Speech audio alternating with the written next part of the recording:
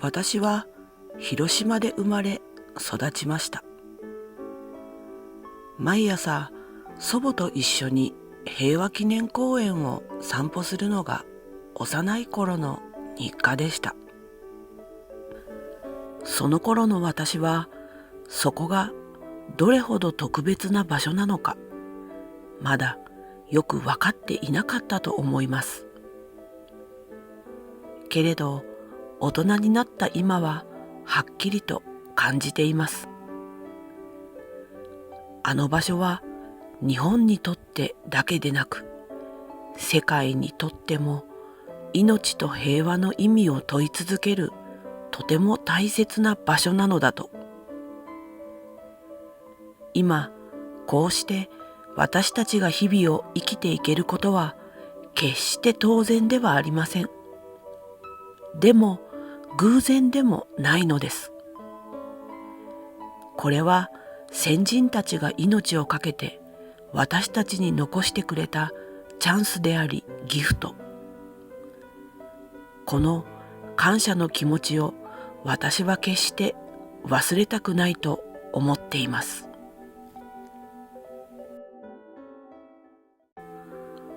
私は産後間もない体で家の中に娘を寝かせたまま台所で家事をしていました。その時です。突然辺り一面が真っ白に光り、次の瞬間大きな爆風がすべてをなぎ倒しました。建物という建物が崩れ、悲鳴が響き、火の手が上がる。何が起きたのか全くわかりませんでした。でも一つだけ嫌でもわかったのです。街が消えた。たった今まであったはずの景色、人の暮らし、日常が一瞬にして失われたのです。体から血の気が引き、息をすることさえ忘れました。けれど心と体は生きることを求め勝手に動き出しました。私の子は部屋で寝かせたばかりの赤ん坊のことを思い出しました。けれど家は無残に崩れ落ち、母屋は潰れていました。娘はきっと下敷きになってしまった。もういないんだ。そう思った瞬間、希望が絶たれたようで心が崩れました。もういい。あの子がいないのなら私も。そうしてその場を離れかけたとき、かすかに泣き声が聞こえたのです。生きてる？私は手当たり次第の瓦礫を押しのけ、崩れた柱の隙間に娘の姿を見つけました。あの子はさっき寝かせた時と全く同じ格好で無傷のままそこにいたのです。私は娘を抱きしめました。しっかりと力いっぱい。そしてあの時心に誓いました。私はこの子のために生きる。その後、娘を抱えて爆風が届かなかった地域へと逃れました。私は幸いにも切り傷や打撲だけで命に別状はありませんでした。でも避難先で見た光景は地獄そのものでした。皮膚が垂れ下がるほどのやけどを負った人たち、片目が飛び出した人、体中にガラスが刺さり、血にまみれた人、そんな人たちが列をなし、北へ北へと向かっていました。川には暑さから逃れ、水を求めて飛び込んだ人たちが、水面が見えないほどに何人も何人も浮かんでいました。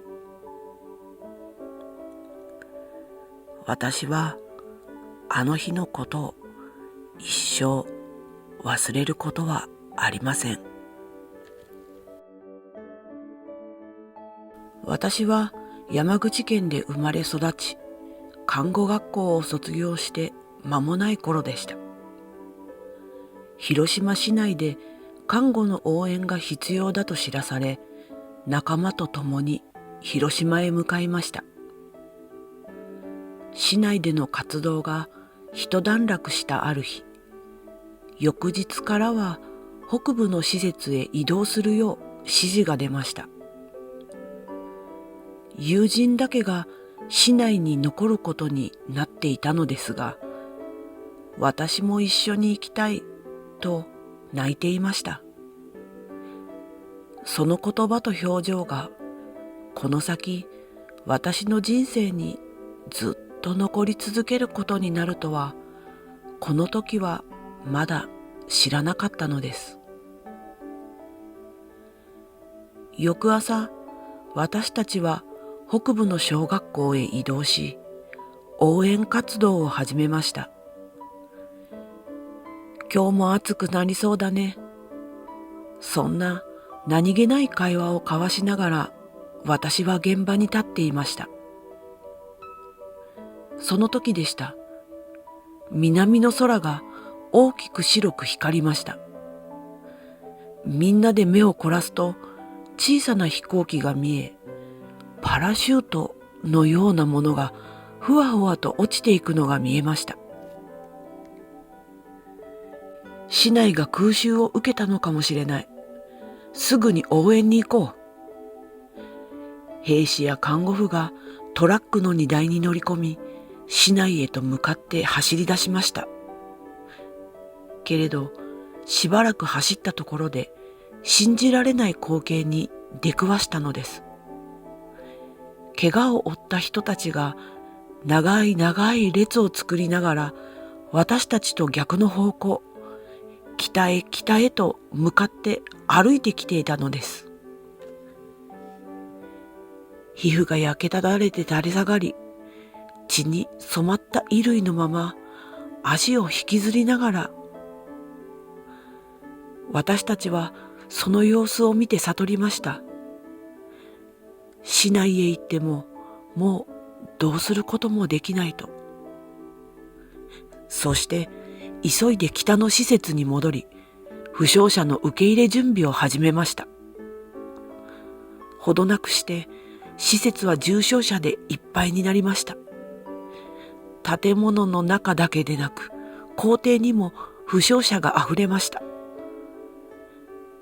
消毒液も薬も包帯も何もかもが足りませんでした。せめて何かと思い、焼けただれた肌をむき出しにしないようにと和紙をそっとかけました。私たちにできたのは、痛みに耐える人たちの手を握り、励ましの言葉をかけることだけでした。次々に命が失われていきました。けれど、その死を嘆く時間さえ私たちには与えられていませんでした。遺体をそのままにしておくと、今度は疫病が広がってしまう。物資も人手も足りず、お一人お一人を火葬することも埋葬することもできませんでした。数少ない兵士たちが大きな大きな穴を掘り、そこへ亡くなった方々を次々と入れていきました。今でもあの光景が目に焼き付いて離れません。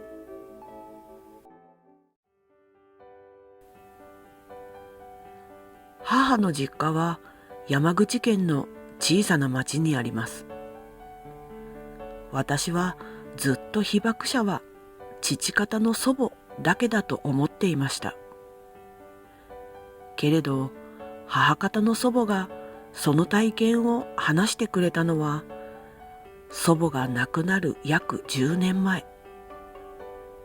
それは祖母の人生の終わりが近づいた頃のある静かな日でした。あの時私もね、広島にいたのよ。ぽつりと語り始めた祖母の言葉に私は言葉を失いました。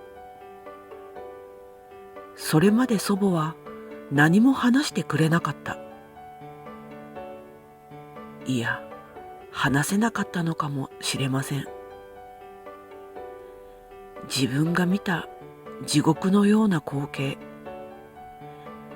助けることも見とることもできず、ただ和紙を置いてゆくしかなかった無念。目の前で命が消えてゆくたびに足りないと思い続けた手と薬と言葉。語ることさえ重たすぎる記憶だったのだと思います。ようやく話してくれたその日から、私は祖母の中に閉じ込められていた時間を少しずつ受け取るようになりました。そして二人の祖母がそれぞれ違う形で同じあの日を生き抜いたことに深い意味を感じずにはいられませんでした。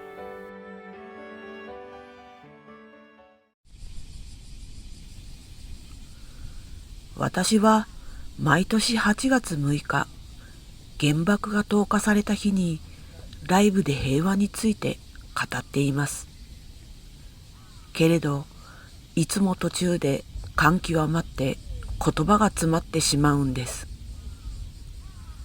今、こうして生きていられること、家族と過ごせること、誰かと笑い合えること、そのすべてが当たり前なんかじゃない。当然じゃなくて、偶然でもなくて、それは命をつないでくれた人たちが残してくれたチャンスであり、ギフトなんです。私は思います。犠牲になった方々をただかわいそうと思い続けることは逆に失礼かもしれないと。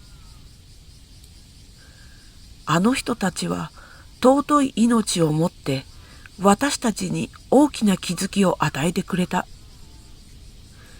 だから私はこう手を合わせます。気づきをありがとうございます。生きる力をありがとうございます。それが命を受け取った私たちの今を生きる姿勢だと私は信じています。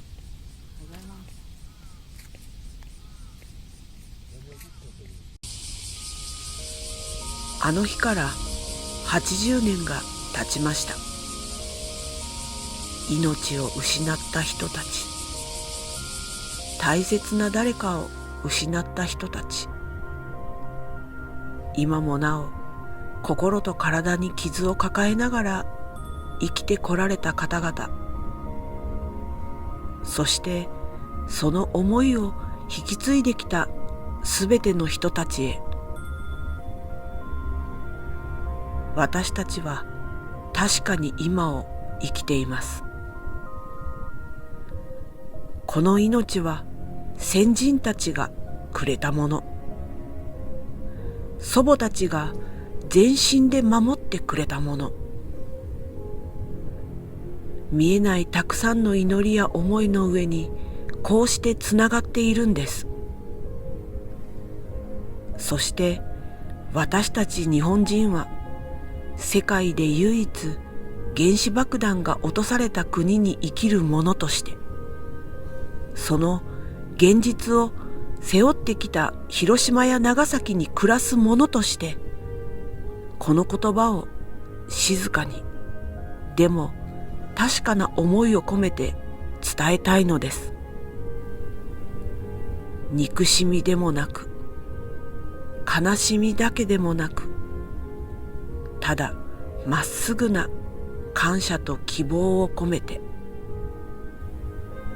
被害者の立場に立てば加害者が見え、加害者の立場に立てば被害者が現れる。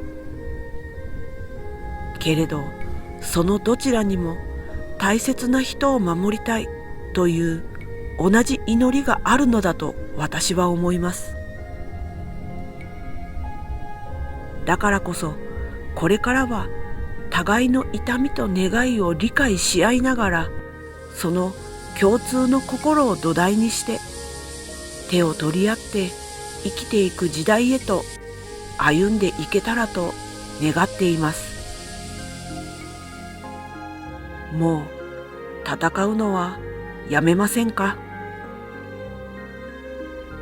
私たちは本当は皆つながり合って生きているのだから。